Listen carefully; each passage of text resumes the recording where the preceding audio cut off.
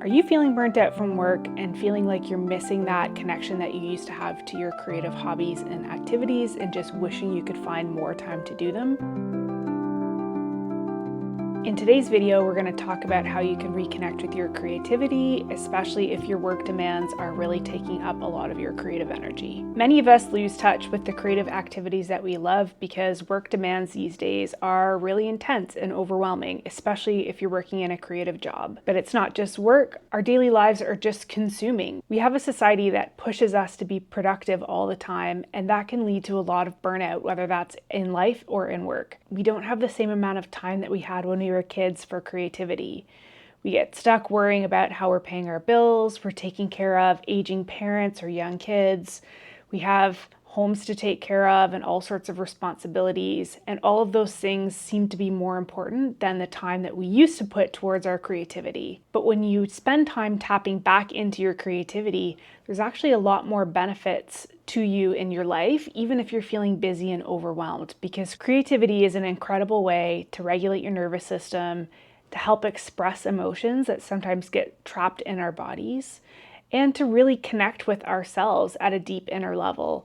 And when we give ourselves time and space to do that in our daily lives, it really does create a connection back to ourselves, which we can miss in our modern lives. Not to mention that being creative reduces stress and it brings a lot of joy into our lives, and that's something that we want to nurture, particularly as we get older. So if you're feeling really disconnected from that creative side of yourself and you're wishing to reconnect, today I'm going to suggest a few different things that you can do that are going to help you along your creative journey and hopefully bring a little bit of joy and fulfillment back into your life. So let's start with, why did we lose touch with our creativity in the first place? The demands of our careers really take us away from our personal creativity. Even if you're in a creative job that you love or you're using your creativity at work every day, there are all sorts of things attached to that are different than using creativity just to do something that you love and enjoy for yourself. When you're in a creative job, you can have a lot of external demands on your time and energy.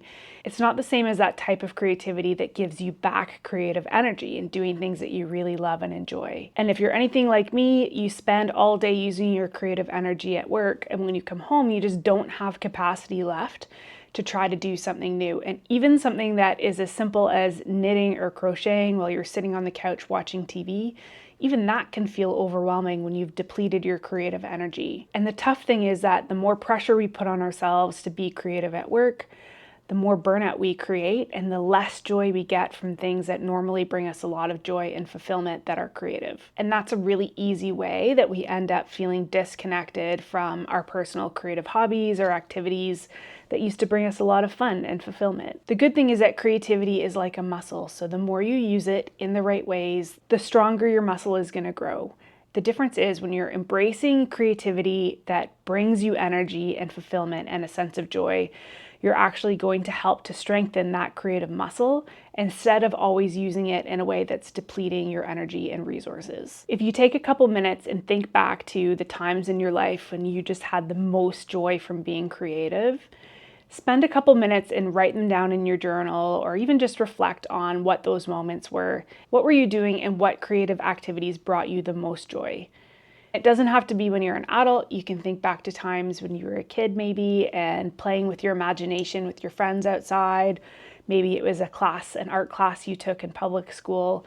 Think back to that sense of joy and wonder that you had just from being creative. Try to take a few minutes to write in your journal about what you felt in those moments when you felt the most joy. You can even just think of one time where you felt really creatively inspired. For me, obviously I'm sitting here at my loom weaving, but one of the times that was most creatively inspiring for me was walking into a weaving studio for the first time and just seeing these amazing colors and textures and watching people work with this rhythm on looms. And I just was so inspired by that. And that's something that I come back to a lot when I'm trying to reconnect with that sense of creativity in myself. When you really get clear about how you felt and what you did, you're going to help to unlock a little bit of that stuck energy that's making you feel like you don't know what it is that you want to do when you want to be creative. And even better, this type of reflecting is really going to allow you to start expressing your creativity again in a way that doesn't have a lot of pressure attached to it. Once you've had a little bit of time to think about what brought you the most joy when it comes to creativity,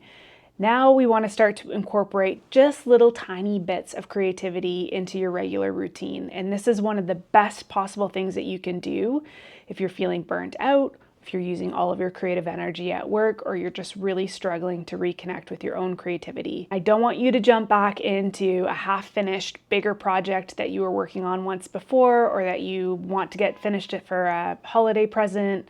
I don't want you to worry about that. I want you to really focus on what can I do for 5 or 10 minutes that is just using my creativity for myself. A great way to do this is actually using your lunch break at work, where you hopefully have a little space that's yours and yours alone, where you can do something where you're not going to be interrupted by a lot of people. Or if that doesn't work for you, maybe it's getting up a couple minutes early and trying to do something at home before you get ready for the day. You really want to focus on creative activities that are low barrier, so they're easy to do, they don't need a lot of time or equipment or energy, and things that don't have deadlines or a need for perfection. Some examples could be things like playing with clay, doodling, writing a poem, just writing in your journal. You could do some free flow writing where you're just allowing whatever it is in your mind to come out through your pen on the piece of paper. You can take some photos, you could make a playlist, anything that's gonna just bring you a little bit of joy without having a lot of pressure to deliver on something. I know for me, I tried to spend 10 minutes every morning cross-stitching a mini cross-stitch pattern, and I just started my day with a few moments of creativity. I didn't have music on or an audiobook or a podcast. I just allowed myself to sit and stitch, and I tried to keep it no longer than 10 or 15 minutes. It became such an important part of my daily routine.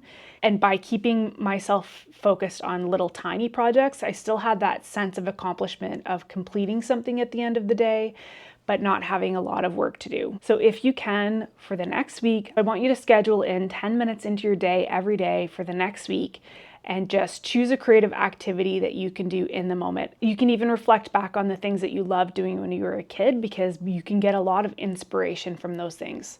If you're not sure what to do, maybe start with something like dancing along to your favorite song in the kitchen. That is a form of creative expression, or doodling, or Play-Doh, or anything that's just small, tangible, and kind of fun. One of the best things about reconnecting with creativity is it really does reduce stress.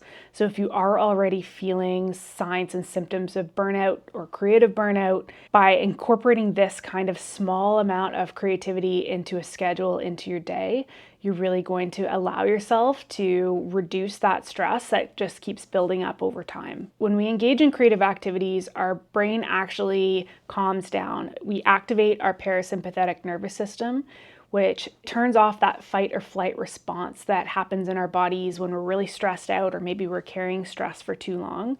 And it can make such a big difference when you're training your brain to do it in a little bit every day. It's almost like building that resilience over the long run, so that your brain knows what it needs to do to calm itself down. Creativity is also a really powerful tool for emotional regulation. So if you're finding that you're either really disconnected or disassociating from your daily life or your work, you're just having a hard time connecting to it, all the way to the extreme of having really big emotional reactions to things that just, it's not like you.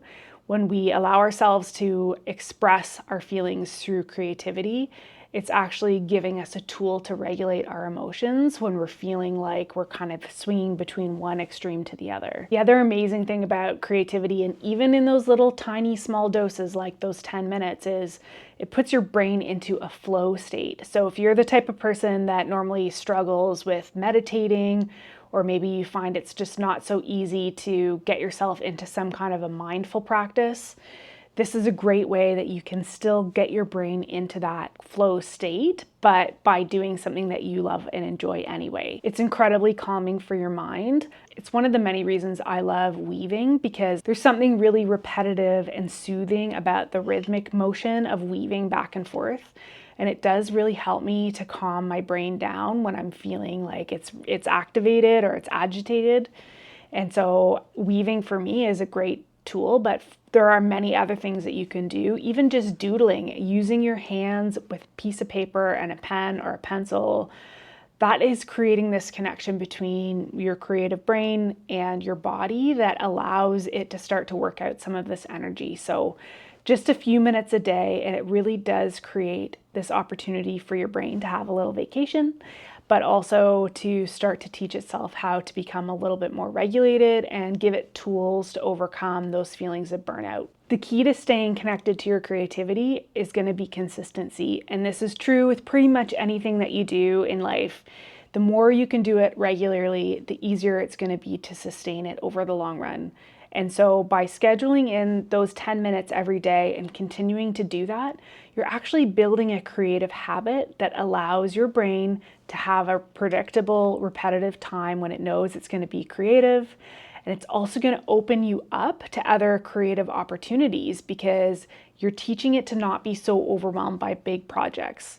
I know for me, I love to start big projects and then I run out of steam and I have a whole little cupboard full of half-finished projects, because what I've learned is when I take on something really big and I don't have the energy to do it, it's almost impossible for me to go back in and finish it later on. And so by doing little tiny pieces of this every day, I've actually trained myself to stop feeling like those big projects are what fulfills me creatively.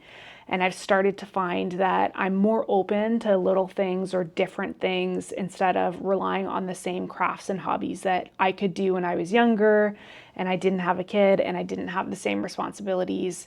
Those just aren't as easy for me to do in my life right now. And so I like pushing myself to look for new and different things that I can do. In the same way that you might have a face washing routine or a routine for making your morning coffee, you want to create that space and time in your day at a predictable time that you know you're not going to schedule something else over, and you want to start creating that habit by doing something at the same time every day. When you make time for that creativity, you're going to notice that your energy level starts to go up, and that the times that you're feeling burnt out, maybe later in the day, if you can work out a time to take a break and do something creative just for yourself when you normally would have that low. I know for me, usually around like 2 o'clock, I'm starting to feel a little bit tired. I'm running out of energy for the day.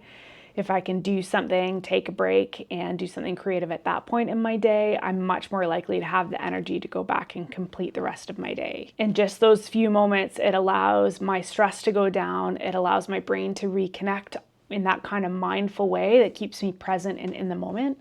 And it gives me a little bit of motivation to continue to go throughout my day. If you're looking for small ideas of things that you can do throughout your day, I definitely encourage you to check out my website, where I have lots of lists and suggested activities and different things that you can do.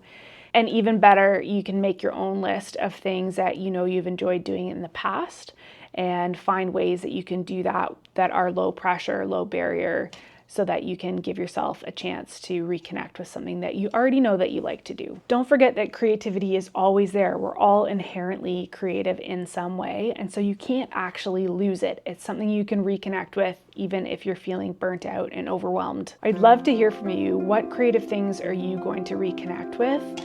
And how are you going to schedule that into your day? Leave a comment below and let me know any breakthroughs or ideas that you had if you tried some of these exercises, and see how you feel after a week or two of trying to consistently do 10 minutes a day of something creative. You might just find that those 10 minutes that you're giving yourself to be creative in the day are the best 10 minutes in your entire day. Give it a try and see how your week goes.